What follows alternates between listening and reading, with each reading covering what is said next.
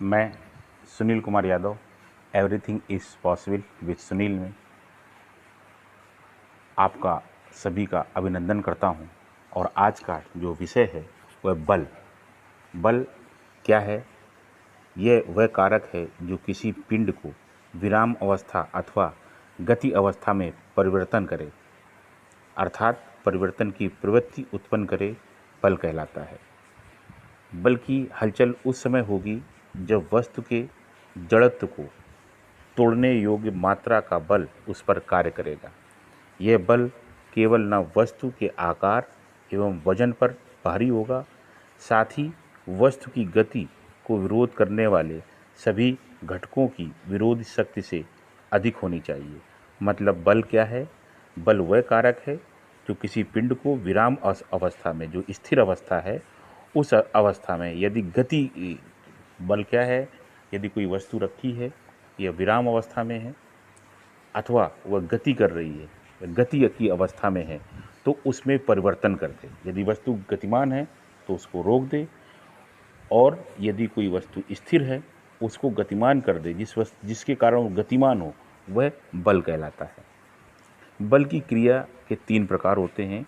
एक, वस्तु के दूसरी वस्तु के संपर्क में आने पर स्पर्श बिंदु के पास क्रिया एवं प्रतिक्रिया का निर्माण होता है। दूसरा, जो दृश्य माध्यम के द्वारा कार्य करने वाला बल, किसी वस्तु को रस्सी से बांधकर उसे खींचने से उस रस्सी के माध्यम से वस्तु पर जो बल कार्य करता है वह बल कहलाता है।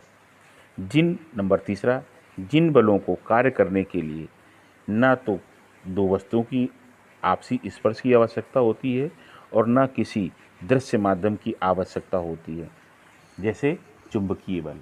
चुंबकीय बल जो होता है वो अदृश्य होता है। बल का मात्रक क्या होता है? बल का जो सीजीएस प्रणाली है, 2 प्रणाली, सीजीएस प्रणाली और एमकेएस प्रणाली। सीजीएस प्रणाली में बल का जो मात्रक है वो या तो हम उसको डाइन बोलते हैं या ग्राम प्रति सेकंड बोलते हैं। एमकेएस प्रणाली में जो बल का मात्रक है वो ये न्यूटन या किलोग्राम प्रति सेकंड होता है। बल एक सदिश राशि है, क्योंकि इसको व्यक्त करने के लिए परिमाण एवं दिशा दोनों की आवश्यकता होती है। यहाँ पर मैं आपको ये बताना चाहता हूँ, सदिश राशियाँ वह राशियाँ होती हैं जिसमें दिशा और परिमाण दोनों ही होता है। बल के प्रकार कौन कौन से होते हैं? बल के मुख्यतः जो हम प्रकार हैं वो हम उनको 5 प्रकारों में बांट देते हैं। पेशीय बल। पेशीय बल वह होता है जिसमें मनुष्य और जीव जंतु जो है वो पेशीय बल का प्रयोग करते हैं। वह अपनी भुजाओं की पेशियों से किसी वस्तु को उठाना, इधर रखना, उधर रखना, वो पेशीय बल के अंतर्गत आता है। दूसरा है स्थिर विद्युत बल। आप कंधे अथवा प्लास्टिक के स्कैन को कंधे पर, या जो प्लास्टिक का स्केल होता है कंधे पर या बालों में जब उसको रगड़ते हैं तो उसमें विद्युत आवेश आ जाता है, और जब हम उस कागज़ के छोटे छोटे टुकड़ों को वो अपनी तरफ आकर्षित कर लेता है। ये जो होता है वो विद्युत बल होता है, स्थिर विद्युत बल होता है। घर्षण बल। जब कोई वस्तु ज़मीन पर चल रही है, लुढ़क रही है, गेंद कोई लुढ़क रही है, लुढ़कते लुढ़कते वो जब रुक जाती है तो ज़मीन से लगने वाला जो बल है वो घर्षण बल कहलाता है। चुंबकीय बल। जैसा कि मैंने कहा, चुंबकीय बल जो होता है वो अदृश्य बल होता है। चुंबक के 2 ध्रुव होते हैं, एक नॉर्थ और एक साउथ। ये 2 ध्रुव होते हैं। चुंबक जो है वो हमेशा उत्तरी ध्रुव के चुंबक को नॉर्थ ध्रुव के पास अगर ले जाते हैं तो वो आकर्षित होता है।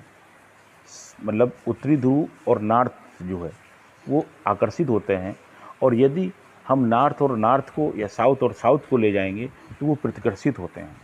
मतलब विपरीत जो बल होता है, विपरीत आवेश होता है, उसमें आकर्षण होता है, और जब समान आवेश होता है उसमें प्रतिकर्षण होता है।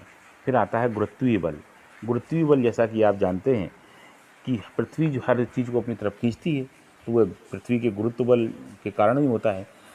पृथ्वी का आकर्षण जो है, अपनी तरफ जो खींचना है, वह पृथ्वी का गुरुत्व बल है। ये गुरुत्वीय बल के अंतर्गत आता है।